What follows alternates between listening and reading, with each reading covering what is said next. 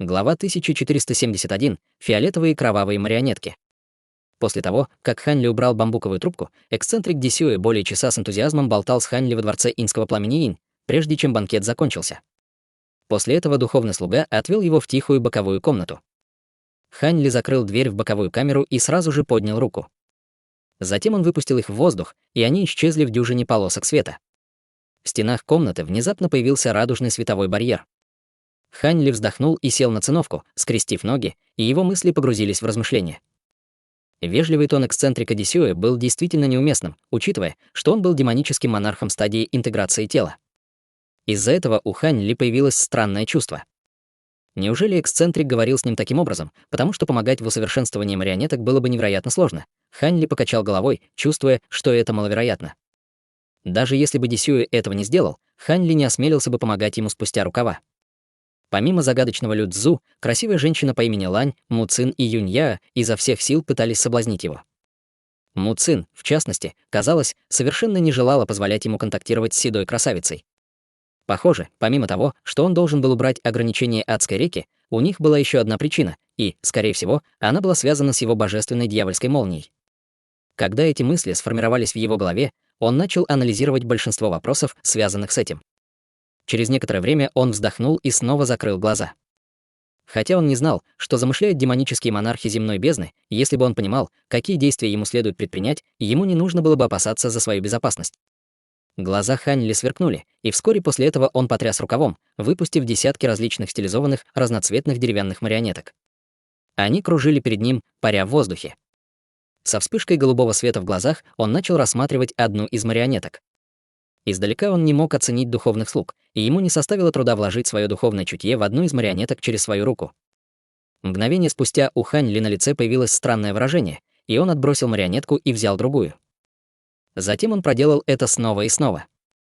Некоторое время спустя Ханли исследовал каждую из кукол.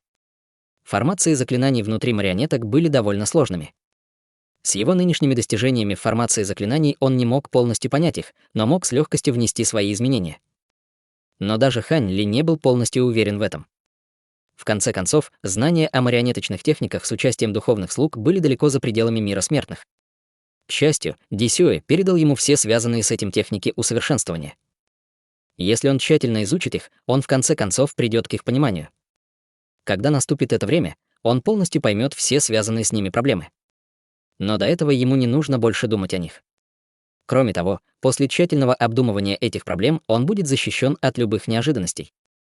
С этой мыслью Ханли провел рукой мимо своего браслета для хранения и достал тусклый золотой ящик. Поверхность коробки была заполнена необычными талисманными иероглифами. Глядя на них, уже можно было оценить всю таинственность этой коробки. Ханли открыл коробку и махнул рукой парящим в воздухе марионеткам. Внезапно из коробки вылетело облако лазурной ци и обернулось вокруг всех марионеток, утаскивая марионеток обратно в коробку. Закрыв коробку, Ханли щелкнул свободной рукой и вытащил несколько разноцветных талисманов. В мгновение ока талисманы приклеились к поверхности коробки и запечатали его. Сделав это, Ханли почувствовал себя более непринужденно и достал бамбуковую трубку с записями изготовления духовных слуг. Он вложил в нее свое духовное чутье и начал подробно ее изучать, быстро погружаясь в тайны этой новой техники. И только когда в его дверь постучали, он тут же пришел в себя. Он встал и неохотно сунул трубку в рукав.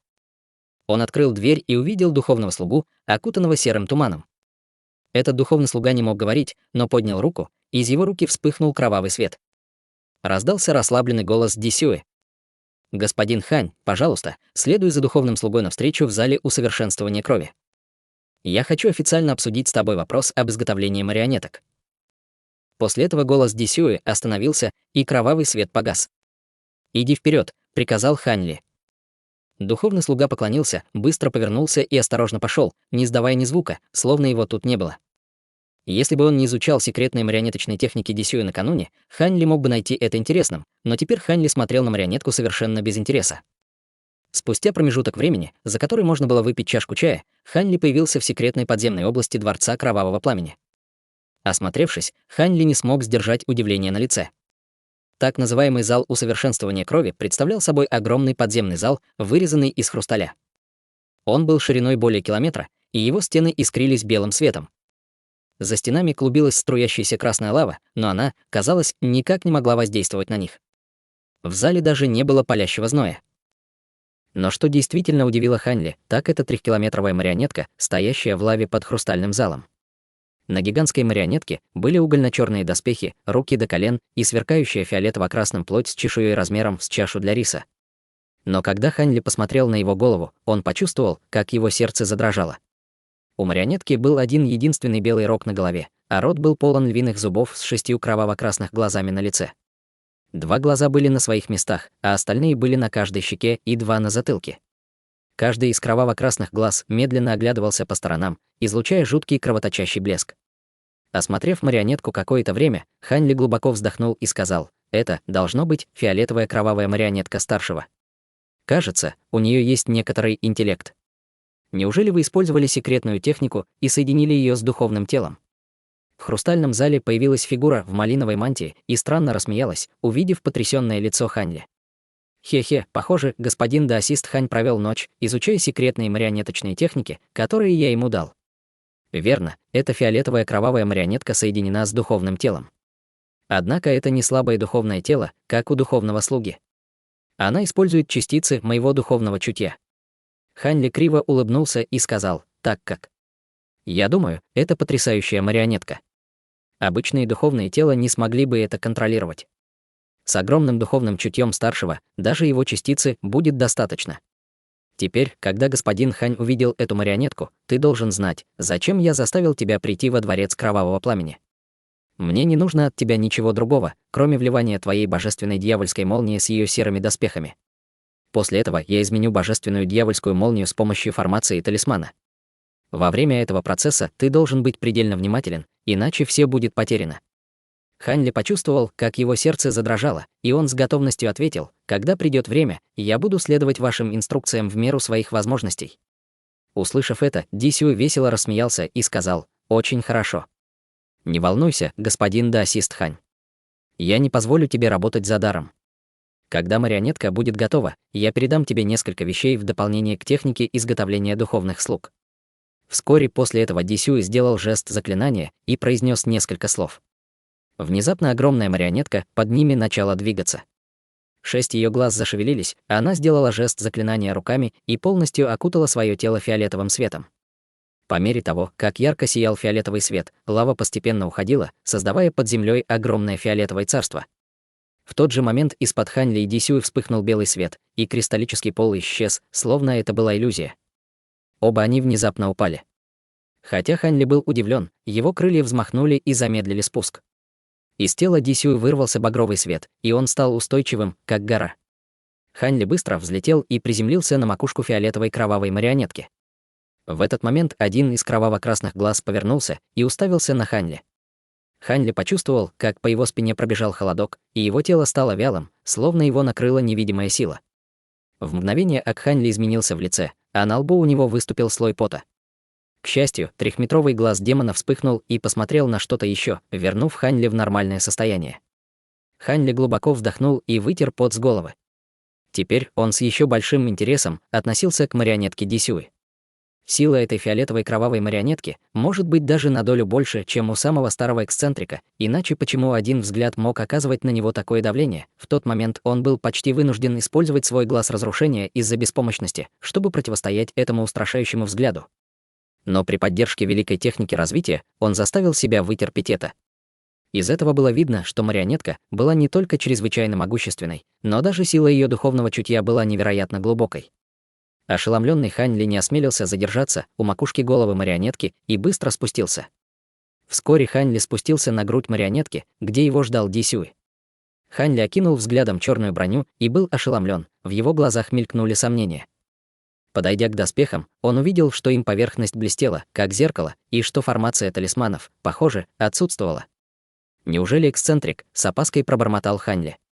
«Господин Хань, поскольку мне нужно соответствовать силе божественной дьявольской молнии, я дам простое объяснение формации талисманов, которую я хочу разместить на доспехах.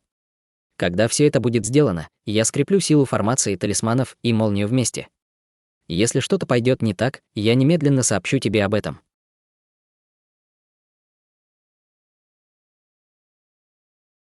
Глава 1472. Два талисмана. Хань Ли был очень удивлен словам Дисюэ. Вливание божественной дьявольской молнии в законченную формацию и вливание молнии во время процесса установки формации талисманов — это две совершенно разные вещи. Первое было намного проще, а второе требовало поэтапной координации. Как и следовало ожидать, это требовало большого внимания. Неужели это была причина того, что Дисюэ был добр раньше? Хань Ли все еще чувствовал себя неуверенно, но его лицо не изменилось, и он с готовностью согласился. Дисюэ удовлетворенно кивнул в ответ на уважительное выражение Хань Ли. Затем он отлетел на несколько шагов в сторону марионетки и, взмахнув рукавом, выпустил из рукава тускло-красную бутылку. Дисюэ поднял руку и щелкнул бутылкой. Крышка слетела с бутылки, выпустив шар пурпурной жидкости. Шар сделал круг в воздухе, а затем завис и засиял слабым светом. Дисюэ закутал себя в малиновую мантию и с серьезным выражением на лице стал формировать руками цепочку таинственных заклинаний. Из-за спины Хань Ли внезапно раздался странный голос. «Господин даосист Хань, будь осторожен. Набор заклинаний формации талисманов вызовет реакцию марионетки. Я объясню немного больше через мгновение. От тебя будет зависеть, сколько загадок ты сможешь разгадать. Чем больше ты поймешь, тем легче будет со мной сотрудничать». Затем он тревожно обернулся и увидел еще одного человека в малиновой мантии. Казалось, он был там все это время, но Хань Ли не заметил его присутствия. Хань Ли сложил руку и уважительно сказал: «Большое спасибо, старший, за то, что передал мне формацию талисманов. Я буду стараться изо всех сил». Человек в малиновой мантии махнул рукой, показывая, что Хань Ли должен обратить внимание на действия другого человека в малиновой мантии. Хань Ли оглянулся и увидел, что тот сжал одну руку в жест заклинания, а другой разрубил шар пурпурной жидкости. Раздался хлопок, и небольшая часть пурпурной жидкости рассеклась и превратилась в талисман размером с кулак, а затем устремилась в огромную броню. Во вспышке света несколько талисманов исчезли в доспехах, но сразу же после этого раздалось странное мычание, и талисманы снова появились на поверхности доспехов. Культиватор сделал жест заклинания, и талисманные иероглифы начали перестраиваться. В мгновение эка они превратились в фиолетовый контур 3-метровой ширины. Несколько талисманных иероглифов в процессе этого продолжали трансформироваться, словно еще до конца не сформировались. Хань Ли зачарованно смотрел на происходящее, и мужчина в малиновой мантии сбоку объяснил: эта формация талисмана называется «золотая гравировка», и ее единственное применение — сделать броню более прочной, позволяя ей выдерживать атаки обычных магических сокровищ без повреждений. Формация разделена на 3 слоя. Первый слой. Как человек с глубокими познаниями в технике создания марионеток и заклинаний, Хань Ли неоднократно переводил взгляд человека, делающего заклинание, а человека, читающего ему лекцию о формации. Лекция и демонстрация существ в стадии интеграции тела были невероятно редкими. Хотя Дисюэ давал лишь поверхностные объяснения, несколько вопросов, которые долгое время озадачивали Хань Ли, внезапно были решены. Спустя промежуток времени, за который можно выпить чаю, Дисюэ завершил обработку большей части формации талисмана и собирался заканчивать. Человек в малиновой мантии сбоку угрюмо сказал: «Младший Хань, сейчас. Тебе нужно объединить божественную дьявольскую молнию с ядром формации последнего слоя». Хотя его голос был негромким, Хань Ли сразу же проснулся от своего научного транса.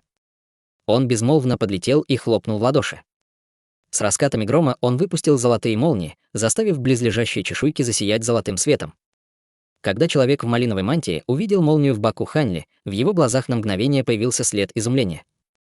Спустя полмесяца Хань Ли снова появился в уединенной комнате в пещере древесной эссенции. Он сел на циновку, скрестив ноги, начав возиться с белым нефритовым талисманом, что-то бормоча себе под нос. В течение месяца он проводил день и ночь под дворцом кровавого пламени рядом с огромной марионеткой, помогая Дисюэ и переживая пугающий опыт. Когда пришло время, Му Цин прибыл во дворец кровавого пламени и повел его обратно. Хотя его разум был сильно истощен из-за того, что изо дня в день вливал свою божественную дьявольскую молнию в формацию талисмана, Хань Ли не чувствовал, что терял что-то. Не говоря уже о чем-либо еще, набор техник изготовления духовных слуг и повествования о процессе создания формации талисманов принесли ему огромную пользу.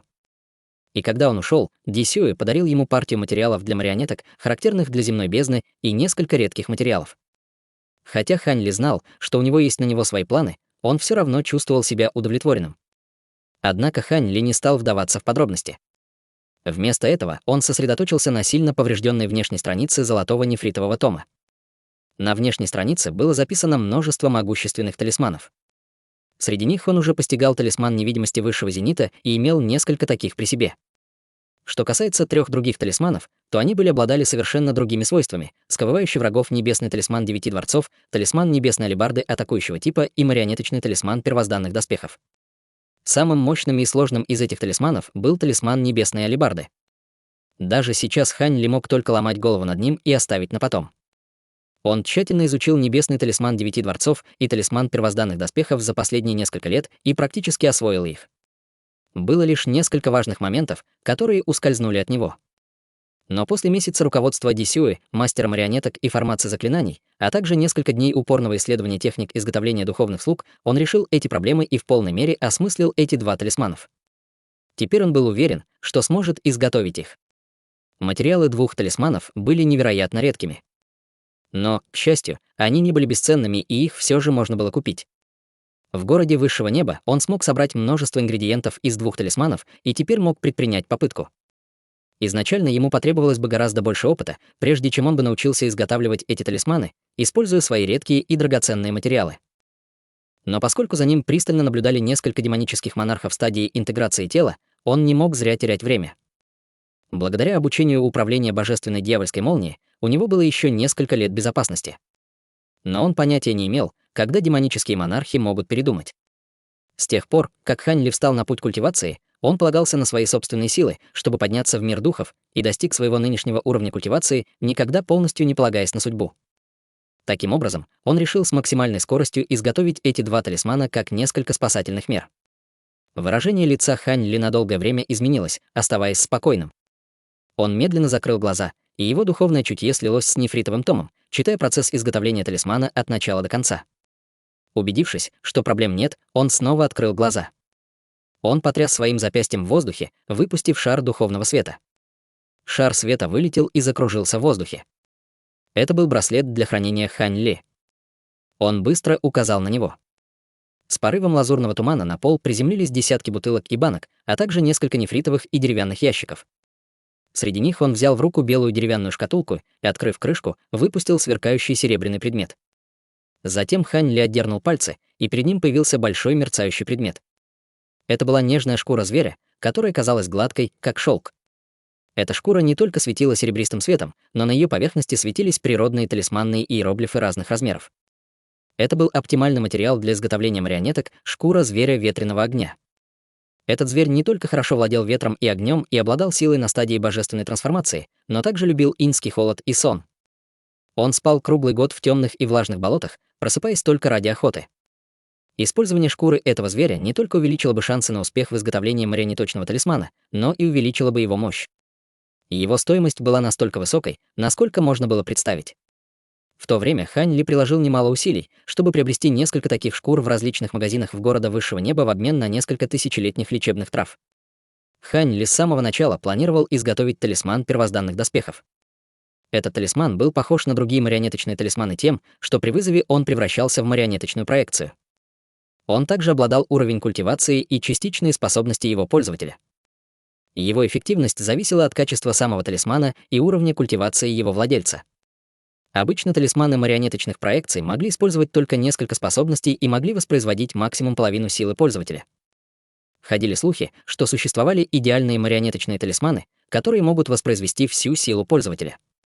Говорилось, что только люди из области Небесного Духа могут произвести их, но в этом еще предстояло убедиться. Естественно, эти марионеточные талисманы нельзя было бесконечно копировать, и их могли использовать только культиваторы стадии пространственного закаливания и ниже. Эти талисманы также можно было использовать только один раз, и их проекции исчезали, как только их сила была израсходована. Поскольку талисман первозданных доспехов Хань Ли был из золотого нефритового тома, его мощь была несравнима с обычными марионеточными талисманами. На уровне талисмана первозданных доспехов марионеточная проекция могла не только производить 80% силы пользователя и большей части его способностей, но ее также можно было использовать культиватором на ранней стадии интеграции тела и ниже. Превосходства этого талисмана были очевидны.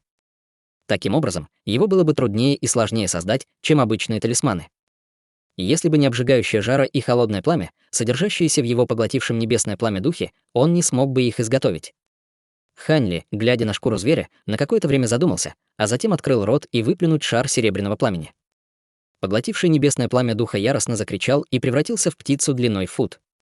Затем он расправил крылья и стал кружить вокруг шкуры зверя. При виде этого Хань Ли мысленно пробормотал заклинание.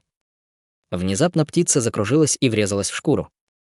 Серебряное пламя с треском стало опаливать шкуру. Шкура зверя не горела в огне. Вместо этого талисманные иероглифы, казалось, извивались в огне, словно были живыми. Это было поистине загадочное зрелище.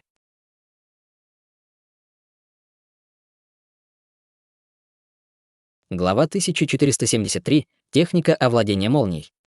6 дней спустя Хань Ли вышел из уединения. Хотя у него было усталое лицо, на его лице явно были следы радости. За последние несколько дней ему удалось изготовить несколько талисманов. Поскольку сегодня Му Цин не обучала его технику управления молнией, Хань Ли решил прогуляться и расслабиться. В конце концов, он был бы в своем лучшем состоянии, если бы хорошо отдохнул. Пещера Му Цин была не такой маленькой, как дворец Кровавого Пламени. Хань Ли должен был пройти через сад перед своей комнатой, чтобы попасть в другие части пещеры. Час спустя Хань Ли появился перед воротами. Он смотрел на бесконечно мерцающий зеленый свет на воротах и невольно опустил голову, что-то бормоча себе под нос. Он уже прошел большую часть пещеры несколько раз. Но были некоторые области, на которые были введены ограничения, куда он попасть не мог. В частности, были 2 области, на которые были наложены самые жесткие ограничения, что вызывало у Хань Ли трепет перед ними и в результате возбуждало его любопытство. Одной из областей был боковой двор, названный садом нефритовой песни. Почувствовав следы чистой древесной духовной ци, вытекающей из плотных ограничений, он предположил, что это, скорее всего, был сад духовных растений. Какие духовные растения могли быть так важны для демонического монарха стадии интеграции тела? Когда Хань Ли подумал об этом, его любопытство возросло еще больше. Но когда он вспомнил о предупреждении Му Цин, Хань Ли криво улыбнулся в уме и отказался от исследования этих мест. Учитывая их суровые ограничения, Му Цин определенно пристально следила за этими областями. Хотя казалось, что поблизости никого нет, вполне вероятно, что за ним наблюдали, поэтому он определенно не собирался делать ничего подозрительного. Хань Ли мысленно покачал головой, заложив руки за спину, пошел вперед. Прежде чем он выбрался наружу, он уже гулял еще 2 часа. Затем он вернулся к своей комнате. В следующем году Хань Ли проводил свои дни без происшествий. Возможно, из-за того, что он был великолепно одарен до овладения молнией, он не находил свои уроки Му Цин по управлению молнией очень сложными. За короткое время Хань Ли хорошо овладел техникой, и ему оставалось только практиковаться. Му Цин была рада видеть это. По прошествии 2 лет Лю Цзу и другие получили приглашение собраться в зале духовного дерева. 3 дня спустя Хань Ли прибыл в зал, встретившись с несколькими демоническими монархами. На этот раз Юань Яо и красивых женщин не было. Из-за этого Хань Ли почувствовал некоторое разочарование, так как оказалось, что некоторые из его впечатлений были ошибочны. Там же собрались 2 мужчин Дисюэ в малиновых одеждах. Седовласая красавица сказала подозрительным тоном: «Что? Неужели господин Даосист Хань уже освоил технику овладения молнией с помощью своей божественной дьявольской молнии? Сестра Му, ты говоришь правду». В тот момент она была единственной, кто сидел в стороне от холла. Му Цин усмехнулась и сказала: «Я бы не стала лгать о чем-то столь важном. По правде говоря, меня также шокировало то, как быстро Хань Ли понял самую важную часть техники овладения молнией — технику удара молнии.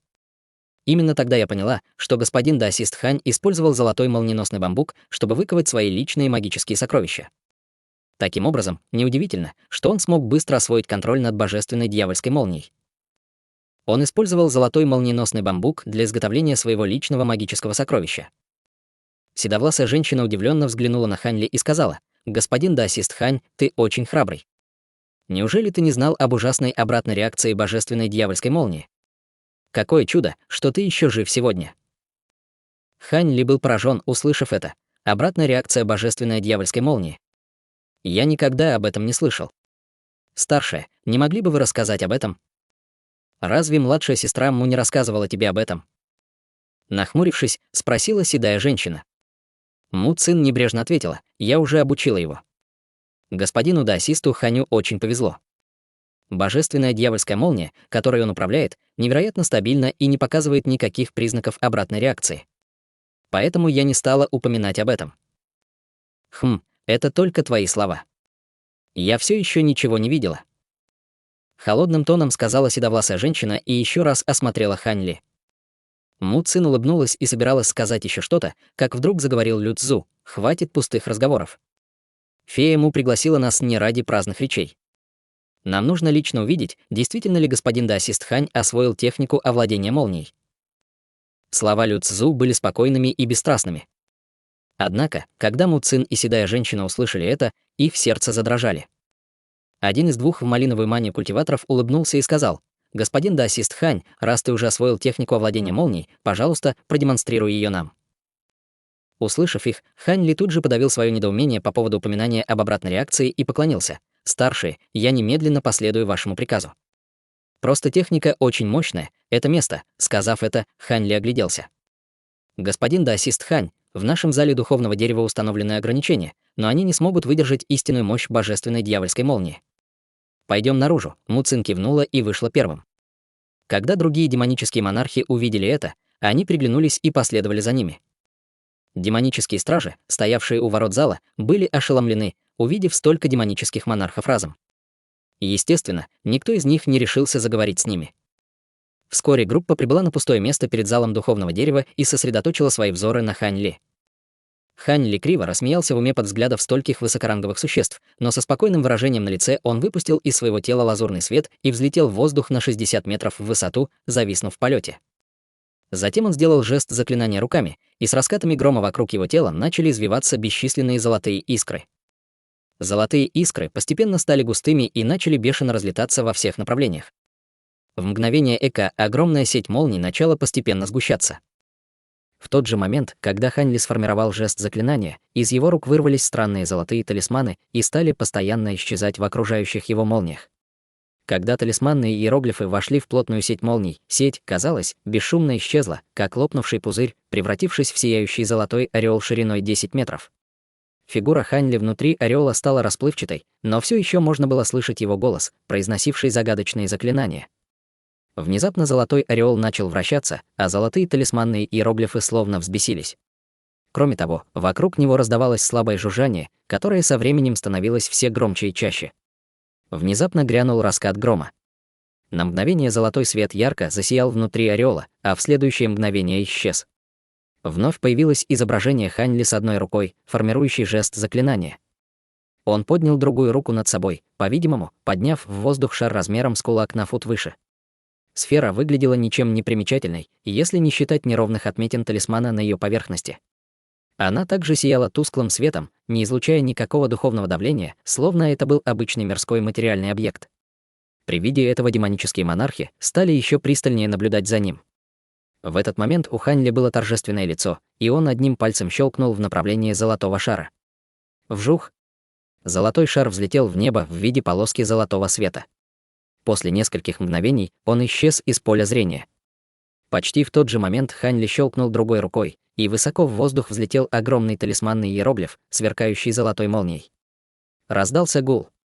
Небо поблизости внезапно захлестнуло ураганом, и над ним образовались темные облака, сквозь которые едва ли можно было разглядеть золотое солнце. Из золотого солнца вырвалась удивительная аура, способная уничтожить мир.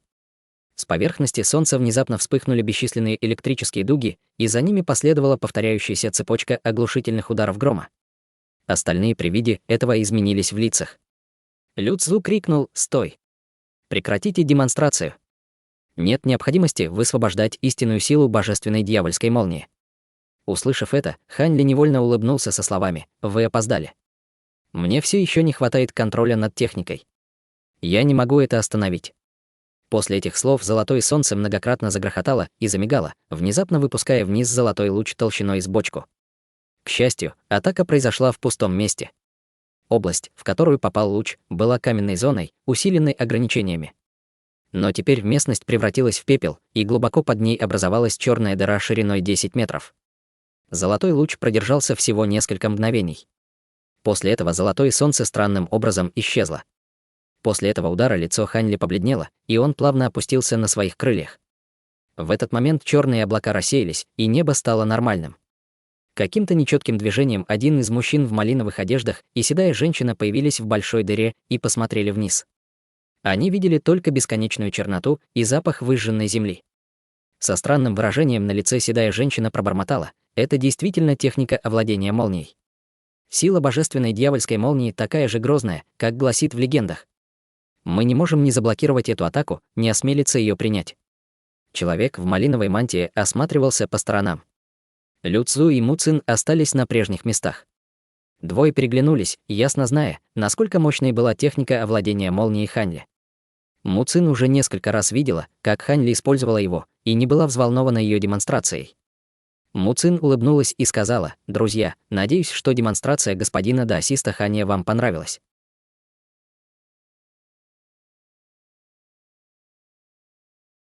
Глава 1474. Регион Адской реки. Лю Цзу кивнул и спросил, хотя он все еще не очень опытен, его мощь неоспорима. Он сможет разрушить ограничения Адской реки. Однако, когда я увидел его демонстрацию, я также понял, как он смог избежать обратной реакции божественной дьявольской молнии. Когда господин даосист Хань изначально усовершенствовал магическое сокровище из золотого молниеносного бамбука, твоя магическая сила была в несколько раз больше, чем у культиваторов твоего ранга. Уже приземлившись на землю, Хань Ли изумленно сказал: «Верно. Я давно освоил одну странную технику. Хотя моя скорость культивации была немного медленнее, моя культивация была глубже, чем у моих сверстников. Неужели из-за этого я не страдаю от обратной реакции божественной дьявольской молнии?» Лю Цзу спокойно объяснил, хотя это не только из-за этого, но это самый важный фактор. Ведь магическая сила — основа всех способностей. Когда похожие способности проявляются у людей разного уровня культивации, сила способностей также разная. Обладая магической силой, намного превышающей твой ранг культивации, ты можешь контролировать свою божественную дьявольскую молнию и подавлять обратную реакцию молнии. Вдобавок, господин даосист Хань ранее изучил другую технику управления молнией, что еще больше снизило вероятность обратной реакции. «Судя по вашим словам, в будущем возможна обратная реакция», — сказал Хань Ли, слегка изменившись в лице. Лю Цзу продолжил спокойным голосом: «Может и нет. Помимо твоей магической силы, ты оставался в безопасности до сегодняшнего дня, потому что в твоем теле есть одно странное сокровище, культивируя которое, ты смог подавить обратную реакцию. По крайней мере, есть причина, по которой у тебя никогда не проявлялись признаки негативной реакции. Ничего не могу сказать о будущем, но тебе не нужно беспокоиться об этом в настоящем». Хотя Хань Ли не осмелился полностью поверить его словам, выражение его лица осталось довольно неприглядным. Даже если бы у него в настоящее время не было проблем, после того, как его культивация бы прогрессировала, он больше не смог бы сдерживать обратную реакцию божественной дьявольской молнии. Красивая седовласая женщина, услышав Лю Цзу, прищурилась и внезапно обратилась к женщине в черном свете холодным тоном: «Младшая сестра Му, ты ведь собрала нас всех здесь не только, чтобы продемонстрировать молнию господина даосиста Ханя. Что еще ты хочешь нам сказать?» Му Цин ненадолго замолчала, усмехнувшись, сказала, явно не собираясь раскрывать свои планы: «Верно. Поскольку брат Лю Цзу признал силу божественной дьявольской молнии господина даосиста Ханя, я верю, что через 2 года ему не нужно будет снова посещать старшую сестру Лань. Пусть лучше в оставшиеся годы он как следует попрактикуется в технике контроля над молнией в моей пещере. Что скажешь?» Седовласая женщина изменилась в лице и сказала серьезным тоном: «Даже если Хань Ли владеет техникой владения молнией, есть различия в техниках управления молнией, которые мы понимаем. Почему господин даосист Хань не может обучаться у меня 2 года? Кроме того, мы уже договорились об этом. Я не приму такие изменения». Му Цин усмехнулся и небрежно сказал: «Слова старшей сестры Лань неверны. Мы только хотим позаимствовать у господина даосиста Ханя божественную дьявольскую молнию, чтобы устранить ограничения на Адской реке. Зачем нужно делать так много? Что касается соглашения, поскольку обстоятельства изменились, несколько временных изменений должны быть приемлемы». Седовласая женщина, не обращаясь к Му Цин, повернулась к 2 другим со словами: «Брат Лю Цзу, господин даосист Дисюэ, что вы думаете об этом? Вы одобряете слова Му Цин?» Один из мужчин в малиновой мантии усмехнулся и небрежно отказался: «Я не понимаю ни одного аспекта управления молнией. Я оставлю это на ваше усмотрение». Похоже, он не хотел ввязываться в этот спор. Седовласая женщина была ошеломлена ответом Дисюэ, и на ее лице появилось озадаченное выражение. Затем она обратилась к таинственному Лю Цзу. Закутанный в черный плащ, он задумчиво склонил голову. Лю Цзу в конце концов поднял голову и сказал: «Слова вас обеих разумны. С одной стороны, достаточно того, чтобы господин даосист Хань научился контролировать свою молнию и больше не нуждается в обучении у госпожи Лань. С другой стороны, этот вопрос уже решен заранее, и это было бы несправедливо. Я считаю, что эти 2 года не нужны. Как насчет того, чтобы госпожа Лань инструктировала Хань Ли только 1 год, а все оставшееся время он может оставаться в твоей резиденции?» Когда они услышали это, седая женщина нахмурилась, и Му Цин замолчала. Когда Лю Цзу увидел, что они молчат, он холодным тоном сказал: «Я знаю, что вы двое не желаете принимать эти условия, но не забывайте, что важно. Если вы затаили обиду и ошибитесь во время этого дела, то из-за своей мелочности вы все потеряете. Неужели вы действительно хотите отказаться от возможности, выпадающей раз в 10 тысяч лет?» Сказав это, лица женщин дрогнули, и они невольно переглянулись между собой. Внезапно губы лица красивой женщины зашевелилась, посылая голосовые передачи Му Цин. Как только Му Цин услышала это, выражение ее лица сильно изменилось. Через некоторое время она в конце концов сказала: «То, что ты говоришь, правда, но готова ли ты передать это мне?» Седовласая женщина ответила: «Младшая сестра Му должна понять это. С моим призрачным телом этот объект для меня ничего не стоит, даже если бы он был более чудесным. Тогда я согласна на твои условия». Седовласая красавица, казалось, держала что-то чрезвычайно важное для Му Цин и быстро убедила ее. «Хорошо. Надеюсь, младшая сестра Му Цин не заберет свои слова назад». Седовласая женщина мило улыбнулась и поднялась в воздух на инском ветру, а затем улетела в виде полоски серого света. Двое мужчин в малиновых одеждах остановились при виде этого, но Лю Цзу не выказал удивления и просто смотрел, как седовласая женщина улетает. Му Цин усмехнулся и сказал: «Господа, я уже уладил отношения со старшей сестрой Лань. Господину даосисту Ханю не нужно идти к ней. В оставшееся время позвольте господину даосисту Ханю жить в моей резиденции и практиковаться в управлении молнией. Что скажете на это, господа даосисты?» Один из мужчин в малиновых одеждах странно рассмеялся и сказал: «Я ведь сказал, что оставляю все на вас. Я не буду вмешиваться в это, пока это не влияет на наш план, у меня нет возражений», — холодно сказал Лю Цзу. Му Цин сразу же обрадовалась этому. Хань Ли изначально встал на месте и вздохнул. Ничего не зная об обстоятельствах, Му Цин и седовласая красавица пришли к соглашению. От этого он почувствовал себя угрюмым и напуганным. Вскоре после этого Лю Цзу и двое одетых в малиновую одежду мужчин ушли. Му Цин крикнула Хань Ли, он последовал за ней обратно в холл. Сидя на огромном золотом цветке, Му Цин спокойно сказала: «Господин даосист Хань, ты должен был слышать наш разговор. Теперь я объясню тебе несколько вещей и развею все твои сомнения. Ты можешь задать мне 3 вопроса. Обратите внимание, что у тебя только 3 вопроса. После этого я не буду отвечать на твои вопросы. Но взамен я потребую, чтобы ты помог мне чем-нибудь после того, как мы войдем в область Адской реки».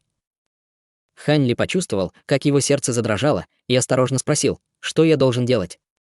Му Цин уставилась на него и сразу же ответила: «За эти 2 года я дала тебе много наставлений по культивации. Прибавь еще 3 этих вопроса, так что я мало о чем прошу взамен». «Конечно, но я...» — Хань Ли выдавил улыбку, думая, что сказать. Но затем Му Цин подняла руку и объяснила: «Не волнуйся, я не позволю тебе делать что-то, что будет тебе не по силам. В конце концов, я хочу одолжить только твою божественную дьявольскую молнию. С чего бы еще мне так благосклонно относиться к тебе?» Выражение лица Му Цин стало угрюмым. Хань Ли почувствовал, как его сердце расслабилось. Поразмыслив, он спросил: «В этом случае я не смею отказать. Если это мне по силам и для моей жизни нет опасности, я соглашусь помочь тебе в этом деле». Му Цин мрачно улыбнулась и заложила руки за спину. «Это точно для твоего уровня культивации, но это не имеет значения. Давай, задавай свои вопросы». Хань Ли поднял голову и посмотрел на нее, спрашивая: «Я хочу знать, что такое Адская река. Кроме того, какие опасности она в себе таит?» Му Цин не была удивлена таким вопросом Хань Ли и объяснила с серьезным выражением на лице: «Адская река — это то, что мы случайно обнаружили на самом глубоком уровне земной бездны. Это независимое пространство, содержащее инскую ци, наполненное различными призраками и злобными духами. В ней таится бесчисленное множество опасностей. Не говоря уже о призрачных монархах и демонах, не уступающих по нашей силе, есть настолько опасное место, что находится за пределами наших возможностей. Изначально в земной бездне было 5 демонических монархов. Во время нашего первого выхода в то пространство один из нас погиб. По общему признанию, в то время мы не очень хорошо разбирались в этом пространстве и плохо подготовились. Однако это настолько опасно, насколько можно себе представить». Услышав это, сердце Хань Ли дрогнуло, и он любопытством спросил: «Вы назвали это область Адской реки. Должна быть причина, по которой вы назвали это место». «Хе-хе, господин даосист Хань, это твой 3-й вопрос?» Усмехнулась Му Цин. «Конечно, нет. Мой 3-й вопрос». Пока Хань Ли размышлял над этим 3-м вопросом, Му Цин остановила его со смехом и медленно сказала: «Это не имеет значения. Я отвечу на твой вопрос просто так, потому что это не так уж много. Пространство окутано плотной бездонной завесой инской воды. Если кто-то войдет в воду, то его немедленно поглотят мириады душ и превратят в инский труп, который будет вечно блуждать в инской воде. Вот почему мы дали ему такое название.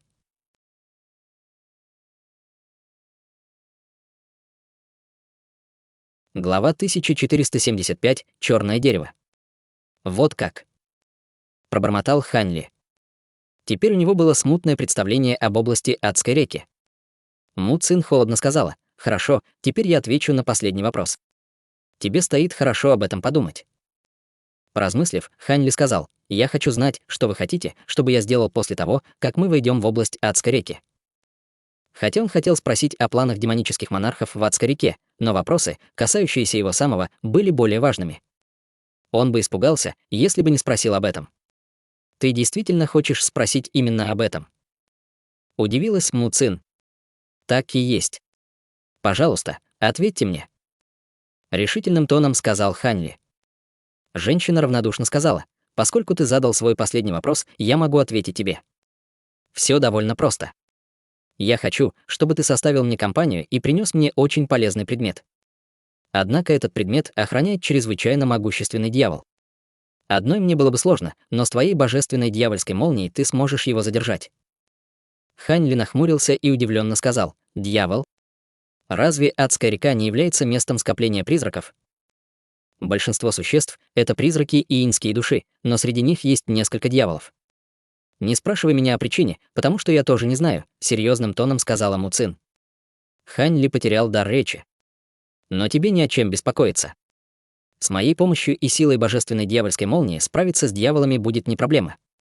Кроме того, как только мы получим то, что я хочу, я подарю тебе сокровище. Тебе, как священному ученику племени летающих духов, это определенно будет интересно», — ее глаза хитро сверкнули. «Сокровище», — с сомнением сказал Хань Ли. Вовремя переселение демонов земной бездны разразилось, я рискнула убить старейшину племени летающих духов и достал пузырек с истинной священной кровью из его тела. Насколько мне известно, даже если это не кровь божества вашего ответвления, это все равно бесценное сокровище. «Что это за кровь?» — с тревогой спросил Хань Ли. Му Цин ответила соблазнительным тоном: «Настоящая духовная кровь радужного павлина». «Что скажешь?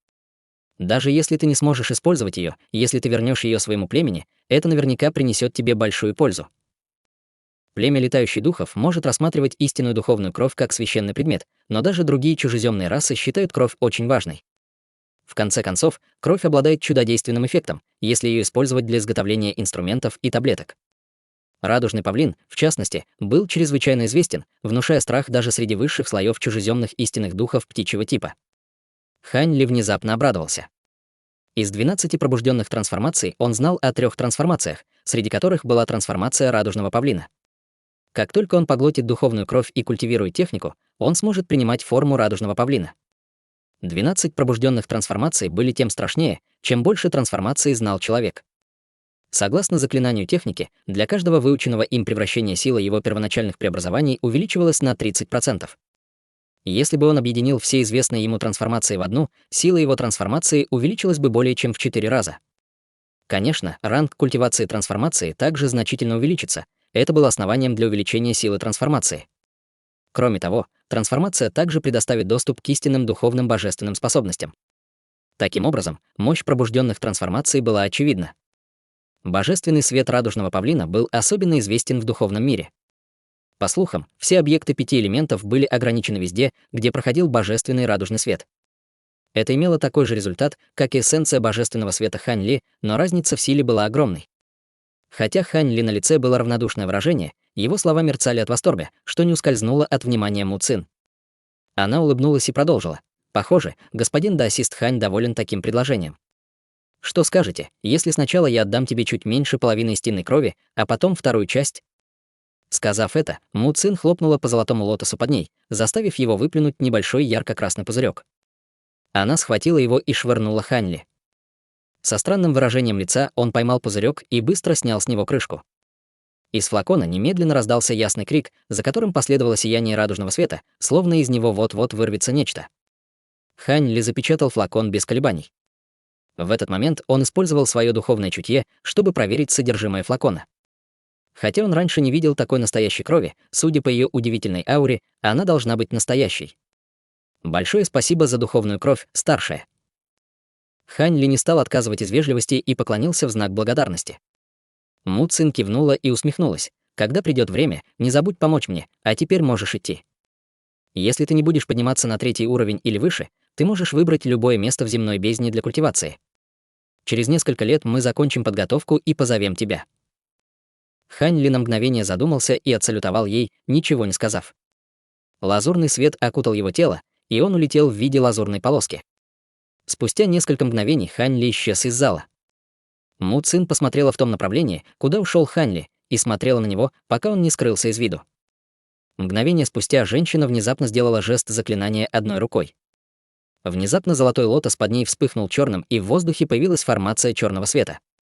Затем Му Цин, размывшись, исчезла с вершины золотого лотоса, и черная формация исчезла вместе с ней.